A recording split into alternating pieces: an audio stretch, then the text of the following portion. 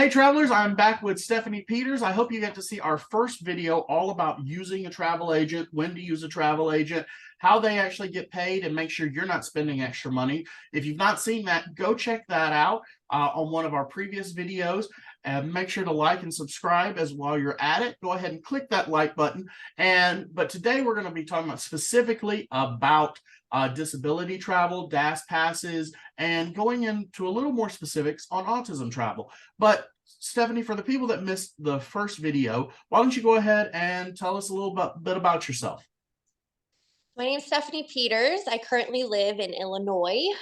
During the day, I'm actually a kindergarten teacher, and I work with a lot of students on the autism spectrum, which is where I really found my niche here with my travel agency, and specifically working with families who have a child with a disability and being able to have just as magical of an experience as they can at the Disney resorts. Well, thank you so much for doing this. And uh, specifically, we're going to talk about Disney World, but if you want to throw in some stuff about Disneyland and other parks as well, please feel free to do so. Obviously, I know Disney World the best. I'm about to take my first trip to Disneyland and looking forward to that. But what is DAS Pass? Because obviously that's a phrase we hear a lot if you're talking about disability access. What does that actually mean? So DAS stands for Disability Access Service. And what it does is it allows guests who are unable to wait in the physical queue line the same opportunity to ride the ride, just with being able to wait in a different location. And Disney World's done a really great job. They actually have it right in the My Disney Experience app. So whether you're, a typical client going or one that does have a family member with a disability, you're able to use the same app to get the DAS pass return times. So now you said specifically it's for people that can't wait in line. So this does not mean necessarily that everyone with any sort of disability may or may not be able to use this. Can we go into, for instance, I am not sure because again, I've never done this. I have a friend that has no arms and no legs, and he has so obviously uses a wheelchair. And so wondering, but he can wait in line. So can he still get DAS Pass, or when do people use that? What's the actual policy? Because my understanding, and again, I'm not the expert on this, you are. What can people use DAS Pass for? When should they use it? Yeah. So Disney has never created a list of what exactly, would qualify for the DAS. But typically it's things such as autism, anxiety, PTSD, things that are more, I would say, of an invisible illness would qualify you for DAS. A lot of people do ask, like, for example, your friend there who has more of a mobility issue, Disney might point them more towards the using a wheelchair because they are still able to wait in the physical queue line. So it's mainly those guests who truly cannot wait in the physical queue line that would then qualify. So obviously, I deal with a lot of plus size folks, and for me, the walking I can deal with, but the waiting in line is very difficult. Now, some people choose, and this is completely up to you whether or not to do this to get a wheelchair. That is an extra cost, and that's up to you whether or not you want to do it. But let's say now the way I do it is I've worked and I know Genie Plus very well. I'm one of those people. A lot of people hate Genie Plus. I understand because it's an extra cost. But for someone that's bigger, I found that that's the best way for me to get around without having to wait in line. But what have you? But if somebody's someone that has that mobility, is that something they should consider for using it if they can't wait in line physically? Yeah, As a big I'm person. honestly not sure. I wish I worked for Disney, but I don't. And it's up to cast member discretion. Mhm. But something that would be good to know about DAS is there's actually two ways to sign up. So the first way to sign up would actually be going while you're at the park. And the other way to sign up is doing the pre-arrival DAS process. And what this looks like is you actually go into a chat with a cast member, and they usually have you wait. The last time I applied, it was about 15 minutes, but wait times have been longer. So just be advised if you do the pre-arrival to, be willing to wait a little bit. And then what happens is you get on a video call very similar to this right here. And they will ask you one simple question, which is, why are you unable to wait in the physical queue line? So as long as they feel that your answer truly does qualify you for the DAS pass, then they will go ahead and approve that for you. But unfortunately, I just don't have the discretion to say what does necessarily qualify and what doesn't. But Disney definitely does. Fantastic, and I appreciate that. So one of the things that we have learned with since it's come back with the lightning lanes is the way DAS Pass, my understanding works, is that you wait the amount of time that the line is at that moment. So if it's a 55-minute wait on the board, that's how long you would wait, and then you'd get a call back. A couple things about, and then you'd have to wait, and then you just get into the lightning lane. So a couple things and a couple challenges we're having with Disney right now, from my understanding. One thing is that usually it can say 55 minutes, but a lot of times I've seen it be half of that. Now, sometimes it's a little bit longer, rarely though, and most of the times it's a shorter wait. So if you're using DAS, you will have to possibly wait longer than if you had to wait in line. But then the lightning lane can get backed up quite a bit. I saw the Splash Mountain specifically right now. It was backed up, well outside of the building. And actually, I think it was like 100+ minute wait in the lightning lane. Yeah, it was. I believe it was always all the way back to Tomorrowland.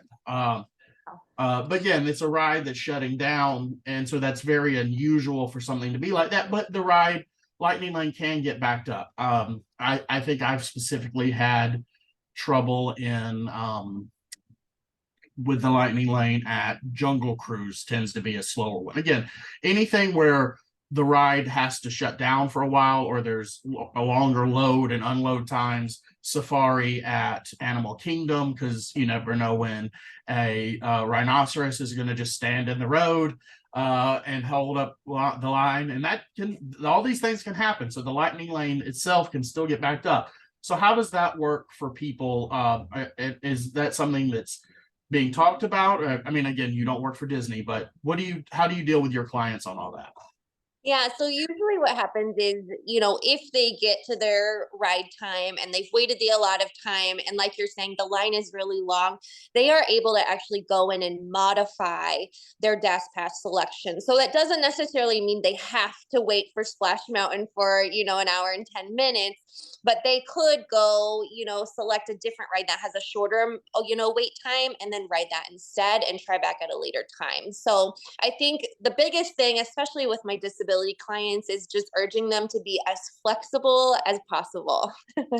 And I believe a lot of people that I've seen in some of the groups I'm in are using DAS Pass plus Genie Plus to get around. Is that something you recommend to your clients? Some do. I typically don't recommend that for my clients just because Genie Plus is an extra cost. And having to deal with both of those at the same time can sometimes be overwhelming. So to keep it just really simplified, I usually say to just stick with DAS and really understand that. And then if on their second park day they feel like they've got a good grasp and want to add on Genie Plus, then they could do that. But typically I don't recommend that, but I think that's a personal preference. So we're going to go into a lot of other issues on disability access, but what else specifically should people know about the DAS Pass system? Is there anything else that we need to just cover? Trying to think what would be good to know. One good thing to know is that if you do the pre-arrival process, you're actually able to make 2 pre-ride selections for each day of your stay. So if I'm staying 4 days in a row and I'm applying for DAS, I would then be able to pick 2 pre-selects for each of those days, which is really, really beneficial. If you just do the application in the park, you're not able to make those pre-selects select. So that is something that would be of a benefit to do ahead of time. Now that window opens 30 days before your trip and closes 2 days before your trip. So you've got a window in there to do that before you arrive. And for those people that are considering their trip to Disney World, don't forget you can use travel agents, and specifically a travel agent that is associated and knows about disability and disability access, that's really well trained in it, like Stephanie. Her link is down below. And there's a lot of others as well. That I follow a lot of wonderful travel agents, so I don't want any of them to get mad at me. But Stephanie, again, try to find somebody that is specifically knows your niche, knows the things that you deal with. I am not a travel agent. My family owns a tour bus company. So if you're looking for large groups, then we help with that. That's blueridgetours.net. But let's go on into some other things that people should know if they're dealing with, say, either we'll get to autism a little bit more, which is your greatest specialty. But let's say wheelchairs. Somebody just navigating, either they need to rent a wheelchair or they have their own and getting around the parks. What should they know about that? Um, again, my biggest thing I usually, highly talk about is just flexibility. And something that sometimes people don't know is you're actually able, if you have a stroller and your child's not able to necessarily get out of the stroller, or I know a lot of my autism clients need to have their child stay in the stroller for safety reasons, you can actually go to guest services and they'll give you a tag and it actually says stroller as wheelchair. So then you're actually able to use your stroller up until you get on the rides, and then you're able to unload them. So that's a really good thing to know. And I think too with wheelchairs, I think just patience, because the crowds can be so big and not necessarily everyone will see you since you're at a different height level. So I think just being patient, being flexible is always the best way to go. And just as a note, I didn't know that actually. So people that see wheel strollers in line where nobody else has one, stop prejudging, because maybe that's the reason they have one in line. It's not just because they're breaking the rules. So I know a lot of people on the internet love to get upset about things. So just consider that before you make a reaction. So is there any, like, some of the restaurants can get fairly crowded. And with wheelchairs or strollers like that, is there anything specific ones you recommend at different parks, Um, or Not or necessarily. specifically recommend to avoid? um, I would avoid for sure. I can't 70s prime time. That one seems to be a little bit tighter.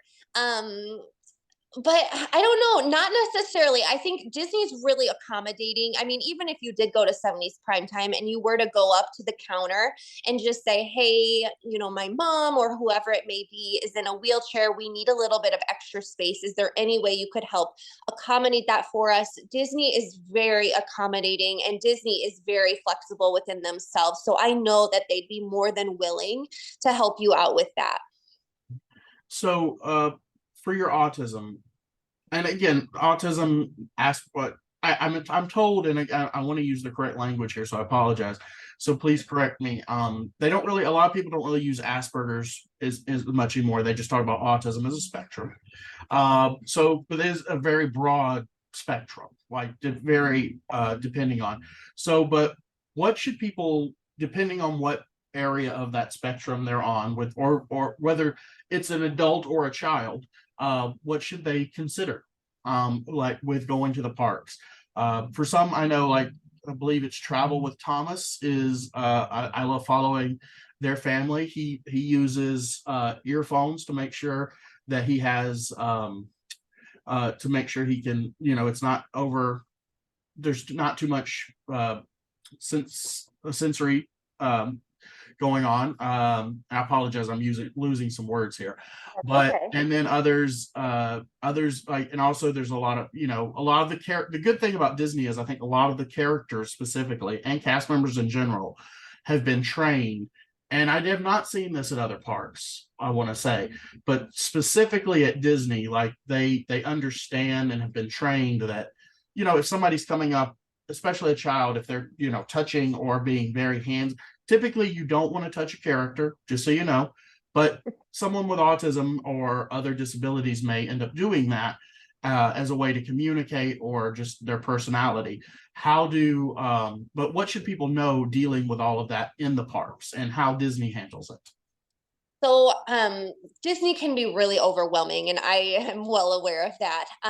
So Disney does provide two resources that I typically recommend my families to start with. The first one is the attraction guide, and what it does is it actually breaks down every single ride throughout all of the four parks, and it lets you know what sensitivities are on each ride, whether that be loud noises, periods of darkness, if you might get wet on that ride, whatever those sensitivities may be, it actually marks those for each ride. And then what I like to do with my clients is if I know that their child doesn't like, the rides that lift off the ground, then I'll go ahead and mark those and say, do not go on these rides, or make sure that they're prepared to go on this ride because it does do this. So I think just having families be aware of that is really going to help them be successful. The second thing Disney provides is, I believe they call it the Cognitive Disability Guide. And it walks through a lot of the most frequently asked questions regarding disabilities. I know in there it talks about, like, if you go to a restaurant and my child's a very picky eater, lots of autism children are very picky eaters, they only eat the same foods. Am I able to bring food for them? The answer is yes. It talks about where quiet areas in the parks may be. And then what I like to do for my clients is actually provide them with more resources, because while I do feel like Disney does do a good job, I think there are more areas of support that families definitely could have. So I've actually got a folder created with all of these resources. I threw Disney resources and my resources in there together. And they're able to walk into the parks with maps, actually with circled areas where the quiet areas are. I've got social stories in there because I know a lot of kids who go to school use social stories at school. So they're already familiar with that. Now they're going to Disney and can read those stories too. So I think just having a plethora of resources that really are going to benefit each family is definitely going to be beneficial. Well, fantastic. And we're going to get into the hotels in a minute. And one of the things I wanted to point out, though, is Disney's, a lot of their rides, especially boat rides and others, one of the things I find very cool about them is they actually have a way to put a wheelchair onto the ride.